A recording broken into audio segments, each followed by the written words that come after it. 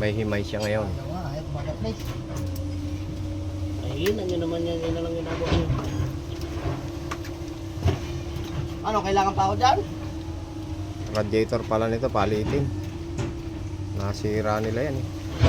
Butas. Ano sunod ko? Babakasin ko. Eh, radiator, tanggalin mo na to. Hindi ako natatanggalin. Oo. Hey doon, sabi mo. O buo na tatanggalin. Buo yan, tatanggalin.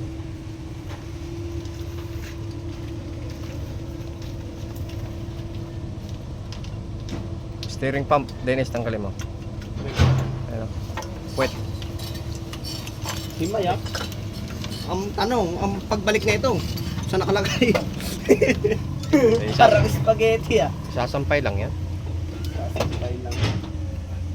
Sasampay lang yan. Saan ba ito? Sasampay lang. Tapos yung mga connection hindi kakabit. Hindi na, oo. Tapos, ano, kapalitan natin ng makina ng panahe. Pipidal-pidal ka lang, nakakaalis ka na. Baka mo, hilahin mo lang yan. Yan. Okay na yan. O, diba?